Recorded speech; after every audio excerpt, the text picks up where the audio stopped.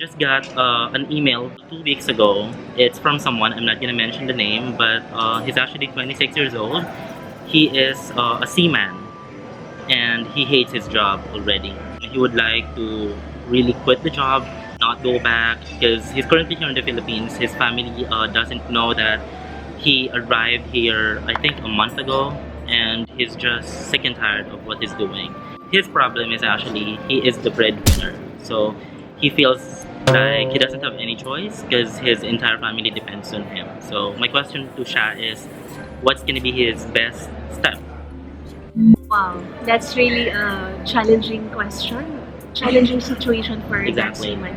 First of all, I admire him because he's really making sacrifices. I mean, he doesn't like his job, but he's doing it anyway because he wants to provide for the family. So my first advice is to go back to his reason. Why is he abroad? Why is he doing that job? It's because he loves his family, and love really entails sacrifice. So maybe yes, he could stay in the job for. He could give himself maybe 1 year, and then while he is doing that job, he'll find other options. What does he really want to do? Does he want to become a seaman with another company, or does he want to do something else? And while he's doing his job as a seaman, he needs to develop himself, his other alternative when he quits his job. Okay? The other thing is, I would like to encourage him to invest in the stock market. A lot of people have this Right. notion that investing in the stock market is Risky. risky, it's difficult, but no, it's not. There's a way to invest in the stock market that is not risky. For example, my mentor, Bo Sanchez, he teaches his mates to invest in the stock market.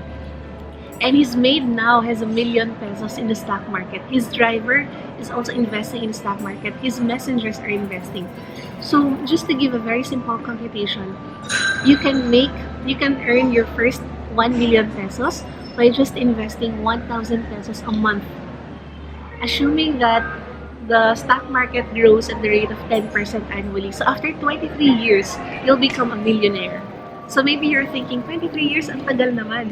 So what if you make it 2,000 pesos a month or 5,000 pesos a month? And it's really possible. So while you are earning, while you are making money, you need to invest for the future. You need to make your money work for you.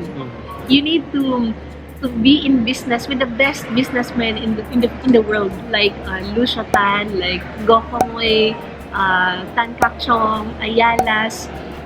How?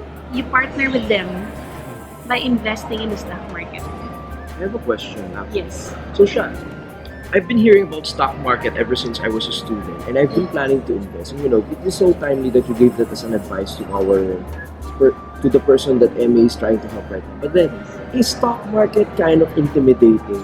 Like, when you hear stock market's business and all this, but do you think stock market is for everyone? For example, I'm a teacher. I don't earn that much as compared to people in the corporate world, but I mean, how can we get started in stocks? Is there a minimum investment Yes. here? Or is this for everyone? Yes, I believe it's for everyone who wants to grow their money. The minimum investment is only 5,000 pesos. Okay. And then you can do it online. You can have an online broker. My broker is paulfinancial.com. I trust the owner. I know the owner is my mentor. And it's only 5,000 pesos a month. And then you can do it online. If you know how to do Facebook, you can invest in the stock market.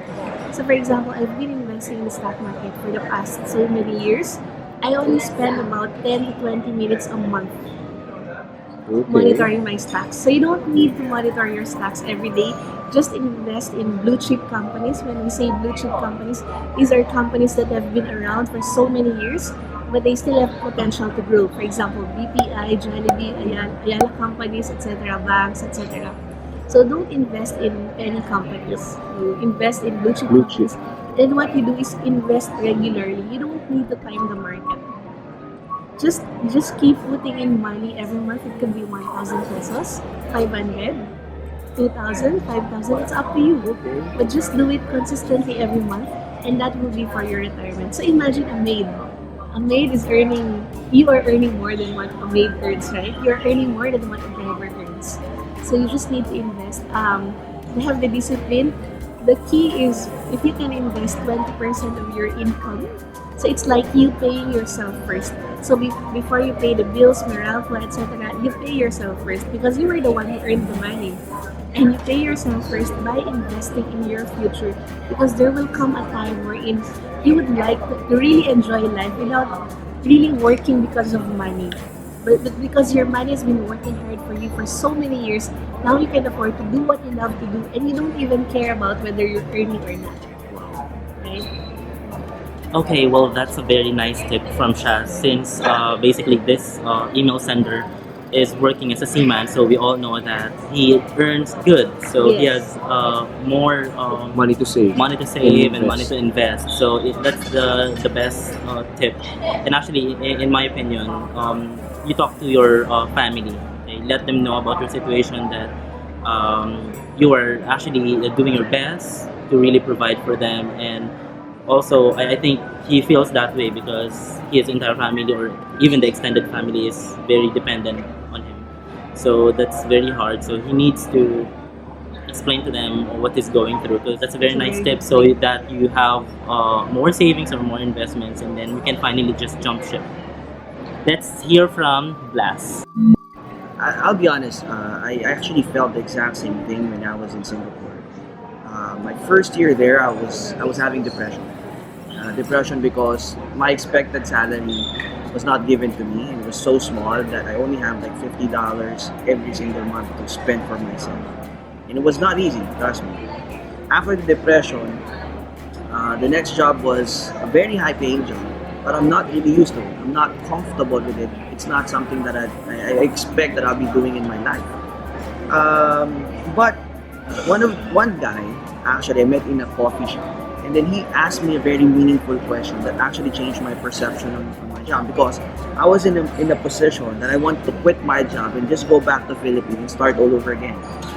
And then this guy asked me a question that changed my life. He said, "Las, have you ever tried counting the remaining days of your life?"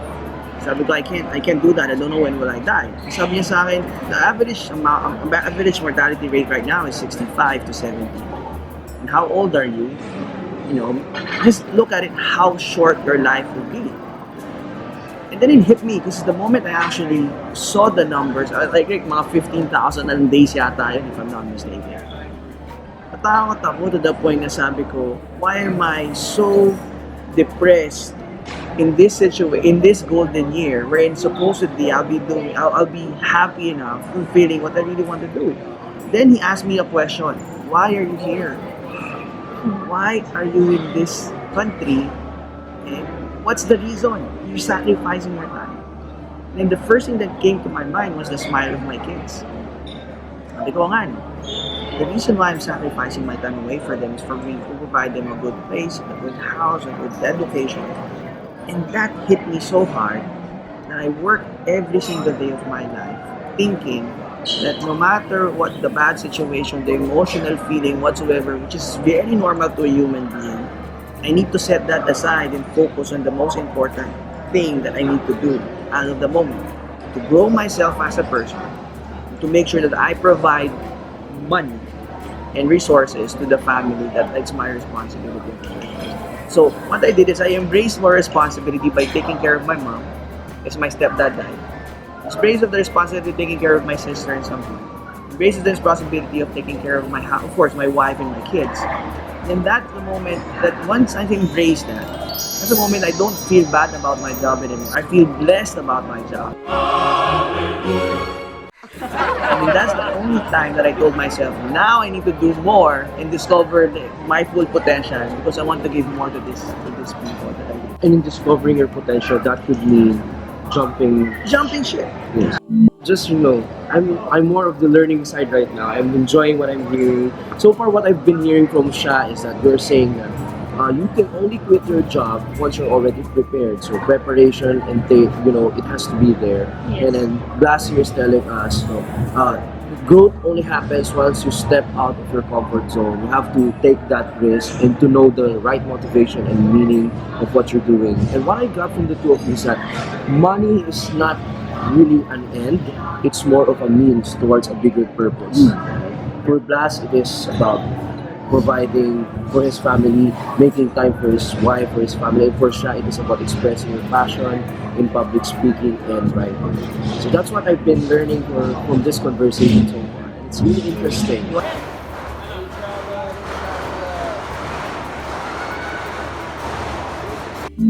Keyword is prepare. Okay? Prepare, especially with regard to your finances. So I advise you to save and invest at least 20% of your income.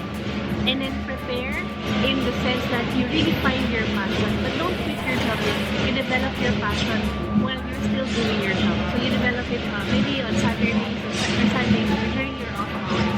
Okay? So for me, what I've been learning from the discussion so far, I was really struck by their story, is that you have to really ask the most important question of life. It's not just about what job should I do, where should I work, how much should I do. It's about why.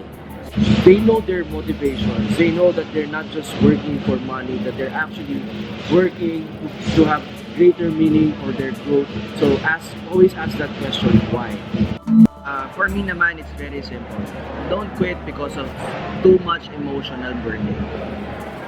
Quit when you're ready. If you're gonna jump, make sure that you're ready to jump. That means that in your heart, you know, it's not about the pain. It's not about the misery that you're having in your job. It's all about being ready to go and fulfill whatever mission you have in life. So for me, that's my advice. Thank you, MA. So I hope you guys like it. By the way, we are planning to do more episodes. Just let us know if you have any suggestions for any topics you want. Just go ahead and put them in the comment section below. Alright, so I think that's it for today's video, guys. Thank you very much for watching and see you on my next video. Bye!